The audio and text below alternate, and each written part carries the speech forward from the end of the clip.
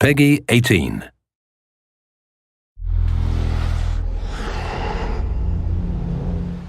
Hi, my name is Ashraf Ismail, Game Director of Assassin's Creed IV Black Flag, and I'm very proud to be showing off the Caribbean open world. Here, we're going to start with Edward. After completing a few missions, he's met up with the assassins, but he's not yet bought into the creed, so he still has this selfish need for fame and fortune. Edward is one of the most unique characters we've created for the Assassin's Creed universe. He is a man who is still trying to figure out who he is in life and what he wants to get out of it. At this point in the story, he still wants that fame, so one way to get it is to complete these assassination contracts. This is a way to make money and to gain a bit of notoriety.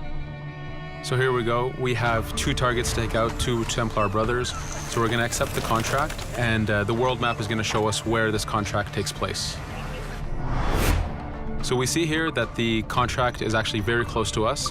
It starts in the village we're in, but as we zoom out, we want to show you the world that we have. Many locations, over 50 locations, centered by Cuba, the Bahamas, and Florida up north. This is a massive world. There's a lot to find and do in this Caribbean Sea. But now we'll get back to the Fisherman Village and go after our targets. The Fisherman Village, it's one type of location in this world. It's really here as a convenience to the player. This is where you can start missions, where you can shop to upgrade Edward and the Jackdaw itself. It's really about the mood and the ambiance of the Caribbean Sea. In the distance, we have a tavern that we're approaching. Taverns are places where you can hire crew, play mini games, drink if you wish. But for now, we're going to focus on the targets and take them out.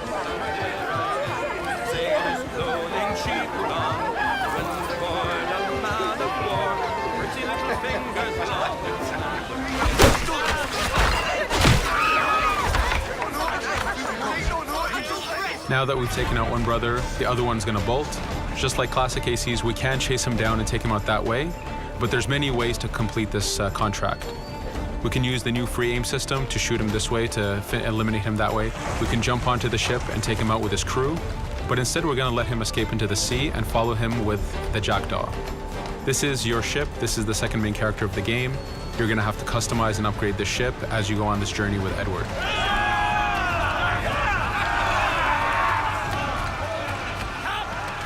We've seamlessly gone from a ground chase right into a naval chase. We could destroy the ship and complete the contract that way, but instead, using the spyglass, we can see that he's carrying a lot of rum. Rum is important in the economy system. It's one way of making a lot of money if you sell it properly. So instead of destroying the ship, we're going to plunder that ship. Fire! Here you can see the upgrades that we've made into the naval combat.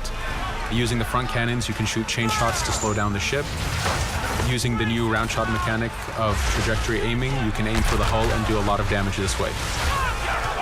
This specific enemy is what we call a frigate. Frigates are the type of ships that you need to destroy as fast as you can, because the longer the fight lasts, the more damage they're capable of doing. We have other enemy types like the Charger or the Man of War. The Man of War is a massive ship capable of carrying over 100 cannons. These are ships that you really need to upgrade to be able to face. But now that this frigate has been demasted, we can start the boarding. Boarding, it's very important. You are a pirate. This is how you gain cargo. This is how you take on ships. So here we can start the boarding from any orientation or angle we wish.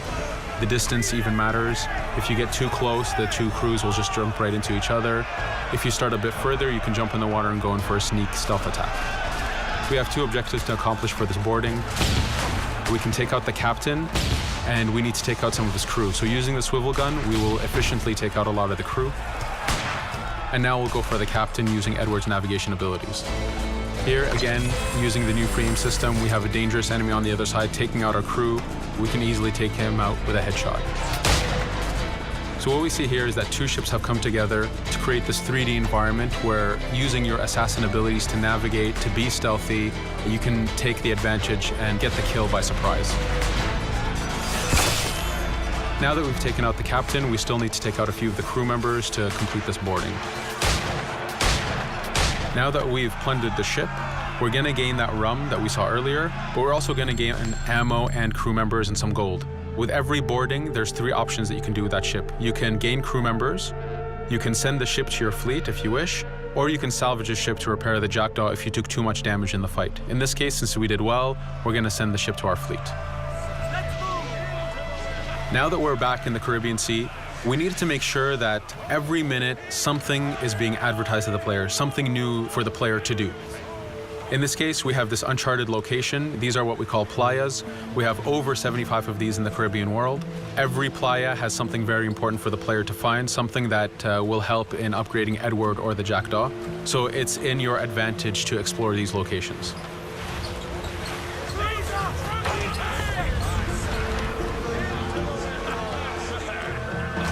Again, for us, seamlessness is very important. We needed to be able to explore this Caribbean world without having too much interruption in the action. So being able to just let go of the wheel anywhere we want, jump into the water, and swim over to that location.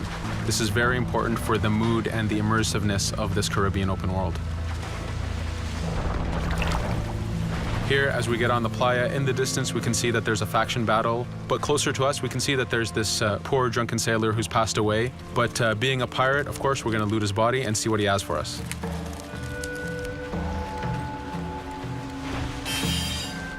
So we found a treasure map. This treasure map is asking us to go to an island called Misteriosa. Every time you find one of these, you know that you're going to find a treasure that is linked to the progression of the Jackdaw or Edward, so they are very valuable. Here we're going to take a look at that faction battle. We have a British ship facing off against a Spanish ship. We could jump in and take advantage of this opportunity, allowing each ship to weaken the other and for us to plunder both. But now we're going to make our way back to the Jackdaw. Again, this is the second main character of the game. There's a lot of customization and a lot of upgrading to do on the Jackdaw. You can upgrade all the weapons to fit the playstyle you wish. Now, as we get onto the Jackdaw, we can see that the crew is cheering for us. Edward has a really close relationship with his first mate, Adewale, standing right there, and with his crew. And this is something that you'll see later in the demo, that we can lose and gain crew members. Again, using the spyglass, we can really see the contents of a ship, but you can also assess the danger and threat level of these ships. But for now, we're going to continue to Misteriosa to find that treasure. Here we've crossed into a harpooning zone. The harpooning system is connected to the hunting system, which is used for upgrading Edward himself. So you can upgrade the number of weapons he carries, the ammo that you can carry, and even his health. But for now, we've moved past that zone and we've got into a storm. Storms are very dangerous. If you're not careful, if you don't know how to navigate a storm, you will take damage to your ship and you will lose crew members. In the distance, we can see a water spout. This is a tornado in the ocean. These are very dangerous. They can suck you in, and when they do, they tear the ship apart and take out your crew. Here we can see its effect on a ship. This poor ship got sucked in and got destroyed. Storms are very dangerous, but we wanted the player to take advantage of this. When you've mastered a storm, when you know how these systems work, you can pull enemies into a storm and let the storm do damage for you. So there is a strategic element to using a storm in the world.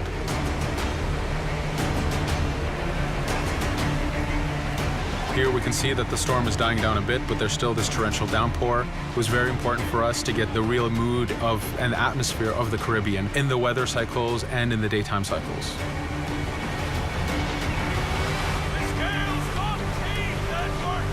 But here, since we've survived the storm, did pretty well, let's order our crew to sing. Sea shanties are a part of this game. It's a collectible that you can find in the world. So the more you find, the bigger playlist you have for your crew. But for now, we've made it to Misteriosa. So again, we're going to seamlessly get off our ship and explore this location. Misteriosa is a Mayan ruin. Mayan ruins are heavy with stealth and navigation capacities. There's a lot of treasures and hidden discoveries to be found in these locations.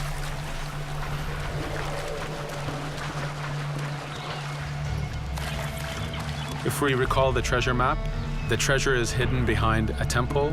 So just by quickly looking around, we can see that temple looks about right. So that's our objective, we'll head there. As we go this way, we can see there's a lot of guards on the beach. We could go in and fight them if we wish to, but to show off that this is a mini open world, we're gonna try to find a different route to get to our objective. Here, we've seen a guard. We don't wanna alert him, and we don't wanna alert the guards on the beach, so we're gonna use our stealth ability to take him out silently.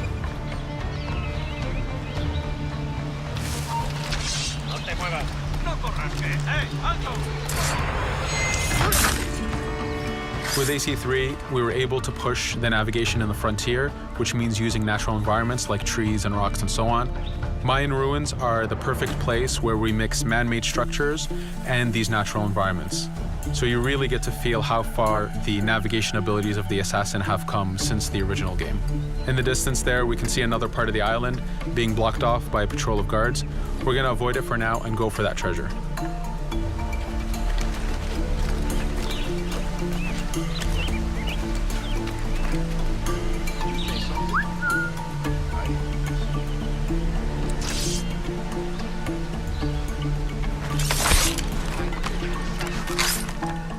It's important for us to be able to give the players new tools, specifically for stealth. In this case, we have the blowpipe. Using the berserk darts, you make your enemies go crazy. Effectively, this means that they'll attack anything and everything in sight, including their own friends, animals, or Edward if he was in the way. So you do have to be careful with how you use it. But now that we've caused a distraction, if we happen to fall down there, at least there's already a bit of damage done for us. But using our navigation skills, we're able to get past that area without any trouble. There in the distance, you can see the jackdaw placed exactly where you left it when you got onto this location. It's really important for us to show the beauty of this Caribbean world. The Caribbean has some amazing vistas, and we pushed ourselves to replicate this in the game.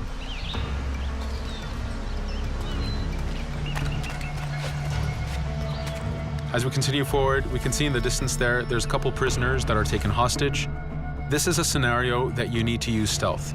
If you're detected by those guards, they will kill the hostages.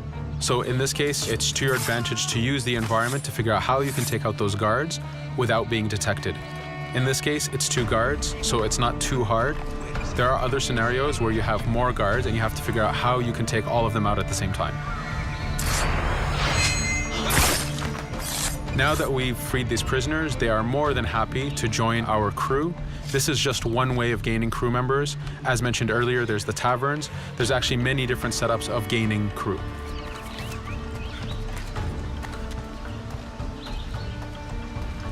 Here, we're going to go back to the treasure map.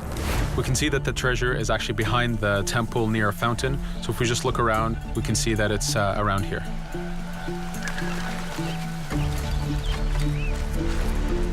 Now that we've found the treasure, what we've actually found is a blueprint. Blueprints are incredibly valuable for the upgrading of the jackdaw. This is how you can upgrade the biggest and most devastating upgrades of the ship. So here we're approaching a reach high point. Just like classic ACs, synchronizing with a reach high point reveals the contents of a location and the map itself. But as an added feature, because this game world is so huge, there are many different locations, this also becomes a fast travel point. So now you can, by synchronizing, now you can come back here anytime you wish to collect those treasures that we passed up a bit earlier. Here we've reached the end of the demo. This was a tease of the open world that we have. We're very excited to be able to show off this game and to let you play it very soon. Thank you for joining us.